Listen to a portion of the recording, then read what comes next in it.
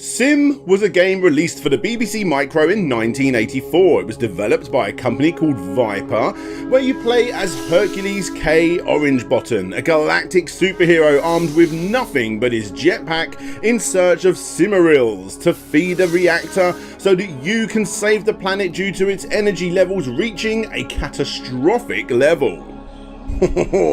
Sounds pretty dangerous, right? One can only imagine what that game's gonna look like.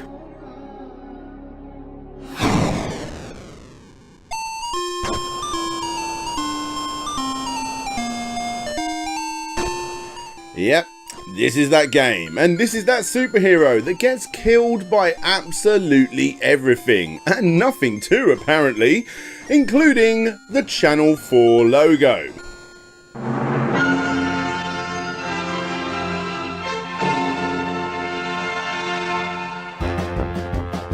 Yep, that's the Channel 4 logo on a BBC Micro. I know it makes absolutely no sense whatsoever.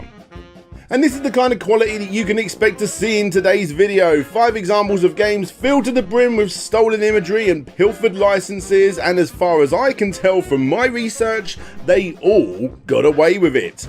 Is this fair use? Is this a parody? Is it actually not copyright because it's more trademark infringement? Yes, thank you very much, comment section. You obviously haven't ever had to make a catchy title to a YouTube video, have you? I heard you all the last time I covered this subject, and I'm no doubt going to be hearing you all say it all again on this one. But besides the corrections, you guys gave me so many suggestions off the back of that video, including the incredible Limbo of the Lost, with its Spawn intro sequence taken literally from the movie Spawn with a World of Warcraft wallpaper around it. And of course, Hunt Down the Freeman, which was another game that constantly kept getting brought up with endless amounts of asset stealing. But come on guys, you know me, I don't want to be showing you all of that newer age stuff. I like to keep it retro, so that's what you're going to be seeing today. Some of the weirdest and obscurest games that you're probably never going to see anywhere else, and well, think yourself lucky that you haven't got to play Sim for your day job. Hi everybody, I'm DJ Slope, and this is yet another 7 games full of stolen trademarks. Welcome to Slope's Game Room.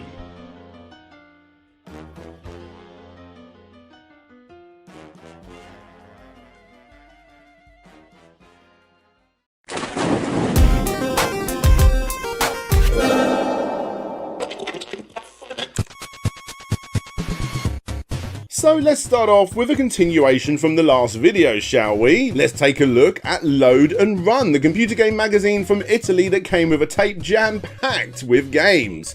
From what I've read on old forums on the internet, a lot of the games found on these tapes were simply Italian translations of officially released titles, which is, you know, equal parts cool and also completely illegal. And yet, that's not the worst thing they did. But on top of fighting off ghosts and Dracula for some reason, you also got the arm wrestling game called Caterpillar, released only 1 year after the hit movie Over the Top, that surely doesn't feature Sylvester Stallone, right?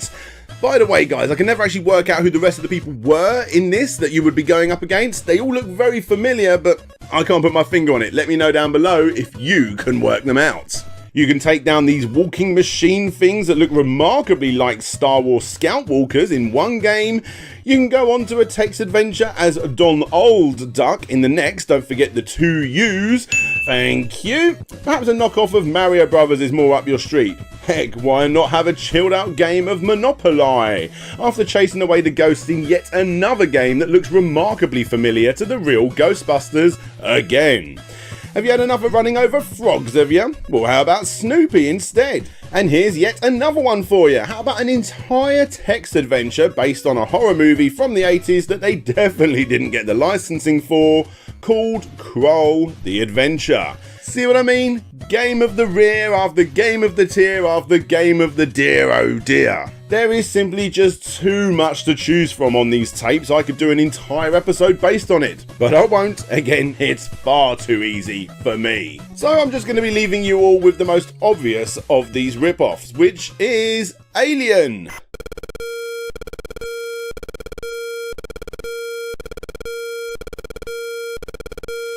I mean, come on guys, by this point they're not even trying to cover it up.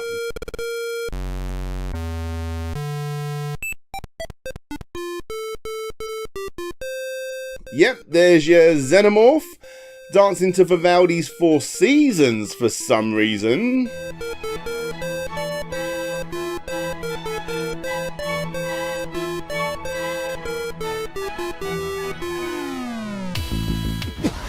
Gaming's come quite a long way, hasn't it?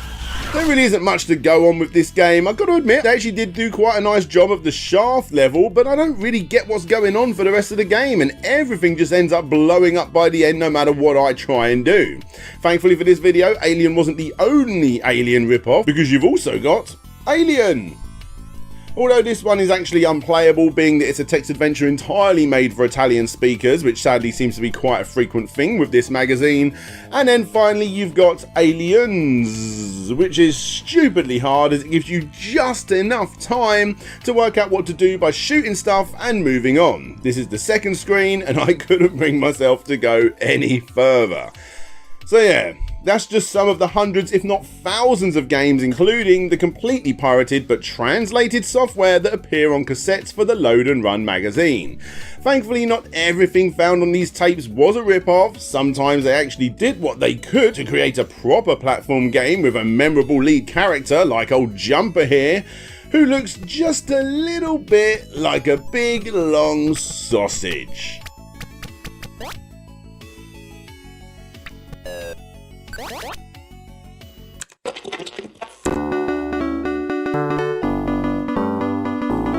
Pang, also known as Pumping World, also known as Buster Brothers or whatever you want to call it, is a pretty awesome game. A game that's been re-released about the same amount of times as Pac-Man, but sadly without all of the innovation. You know, that's not a bad thing. Besides a few weapon upgrades, the game doesn't really need improving. You simply run across the ground and shoot up at the balls, splitting them in half, and you continue to do so until the balls are all gone or you get hit by one. Simplicity at its finest. And I'm pretty sure when it was released back in Japan and North America in the 80s, all those game developers out there thought, I wish I thought of a game like that. Oh well, let's do it anyway. And obviously that was the thought process of TCH, at least when they pumped out Monsters World, that is. Now, as far as bootleg arcade machines go, this one isn't actually too bad of a rip-off in all honesty. It plays pretty much identical to the original, besides the little bubbles being changed to spooky things like spiders or whatever, and not a whole lot else. You can jump now for absolutely no reason at all, and you can dash too, which, yes, is actually a pretty good addition to a game like this. But simply being a knockoff of an already established series isn't the end of this segment, as eagle-eyed viewers may have already realised the blatant stealing in the background of each level. You got the monster poster for The Evil Dead 2, and of course you got the movie poster from House 3 as well. Plenty more show up too, such as this lass who I'm pretty sure is Amy the Vampire from Fright Night Part 2, and whoever this is. According to a few forums, this particular machine, although pretty rare by today's standards, was actually pretty common back in the day, but from what I can tell, has fully fallen off the face of the earth nowadays, besides the endless amounts of Let's Plays doing anything they possibly can to get away from watching bloody House 3. Oh, core, that film sucks. You have been left on Moonbase Alpha by your mutinous crew. Your only means of escape is the Doctor, and he wants payment. In your quest, you'll meet many hazards, and you will die if your strength reaches 0. Ooh, another game that sounds completely exhilarating. I'm sure this is going to be an absolute roller coaster of emotions to play.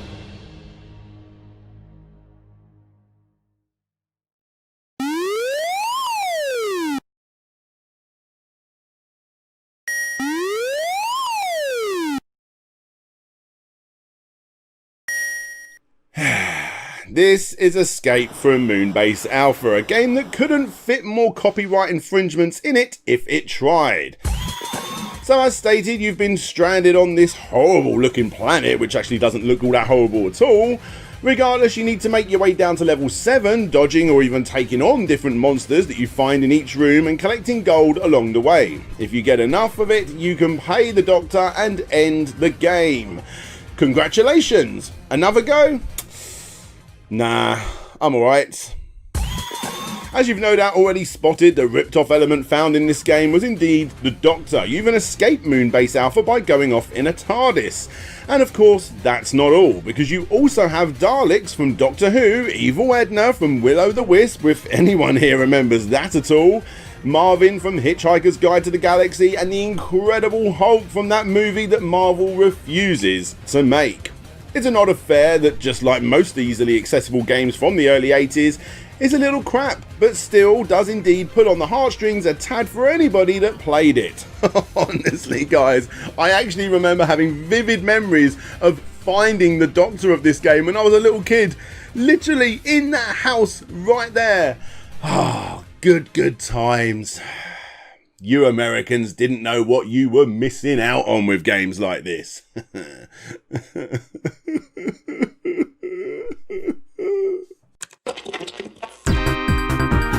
So, let's chuck a good old bit of Sega Mega Drive in there, shall we? I mean, of course we're going to be doing that. It's my favourite console of all time. The game we're going to be covering today is a game called Mahjong Cop, which I obviously own. I can't play it whatsoever, and I regret nothing.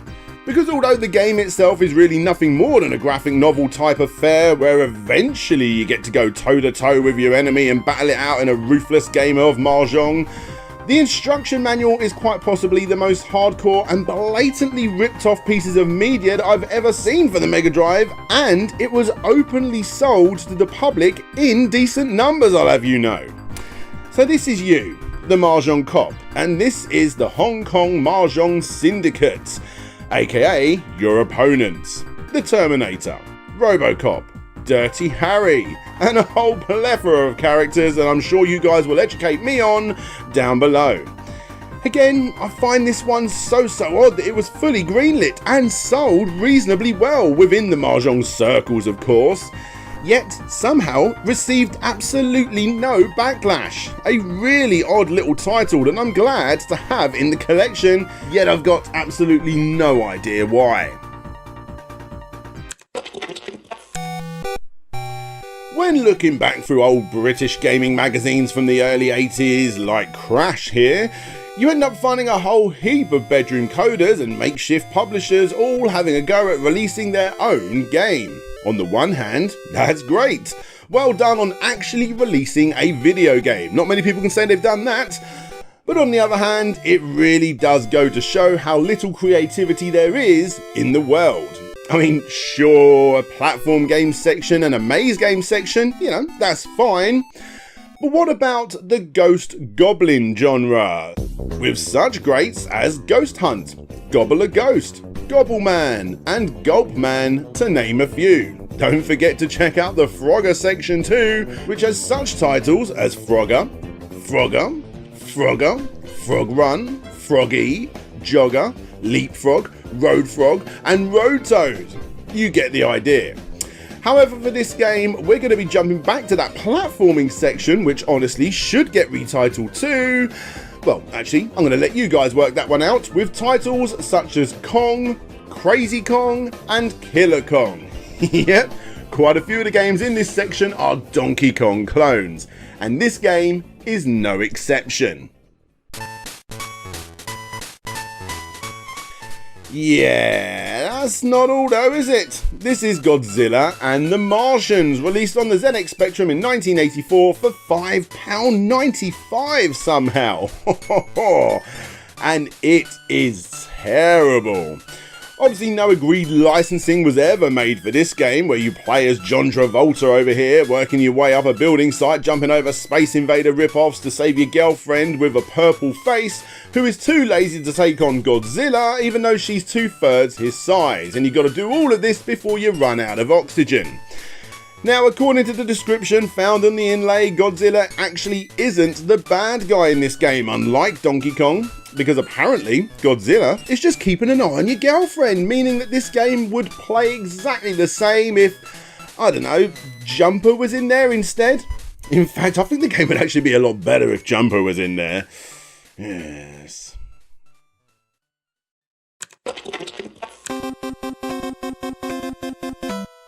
Nintendo. Now that's a company you don't want to be taking on, right?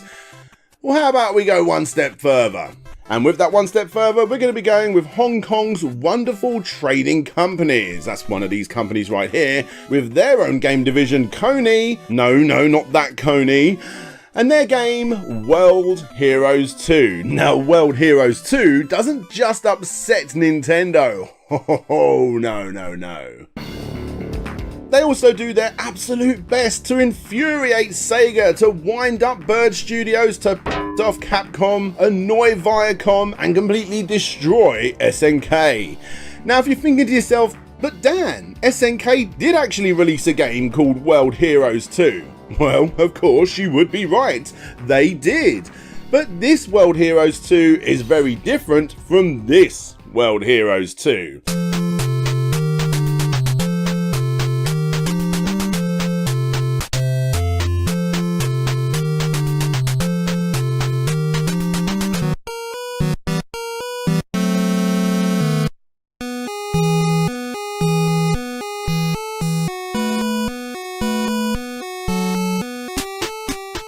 What you have here is actually a pretty damn impressive, let's be honest, bootleg full to the brim with stupid amounts of pilfered licenses. You've got Ryu, Chun-Li and M. Bison from Street Fighter, Mario and Bowser from the Mario games, Sonic from Quick and Silver, Mike Haggar from Final Fight, Goku from Dragon Ball Z, May, Andy and Lawrence from Fatal Fury, and of course Leonardo from the Turtles, because, you know, why the hell not?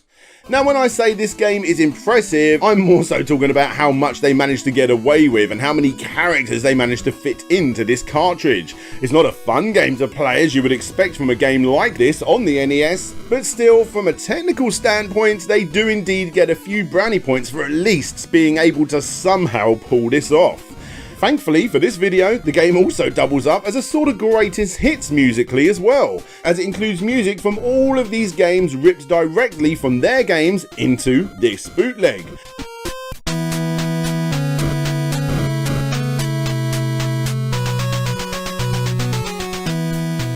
And I gotta say, listening to classics like Sonic music on an NES while Sonic and Mario beat the crap out of each other is quite the spectacle I had no idea that I wanted to see.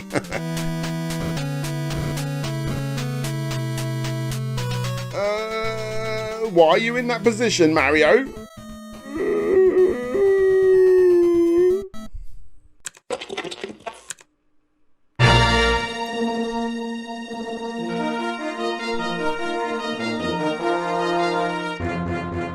It wouldn't be an episode of this random trademark stealing thing, which I think is now becoming a bit of a thing on the channel, without looking at some Star Wars pilfering, would it? Yeah, I know we touched on it in the first segment, but now is the time to look at a very confusing game. A game that quite possibly isn't even stealing anything for its game. Or is it? I'll let you guys decide with Death Star Interceptor, a game released and copyrighted by System Free Software in 1985, where you have to save Earth from the Death Star. Okay. So for those that actually missed that was Prepare to Launch in all of its ZX Spectrum synthesized voice glory. And you do just that by piloting your X-Wing from Earth. Yes, this is Earth apparently, and space is directly into the center of that circle, and that's what you need to be aiming for.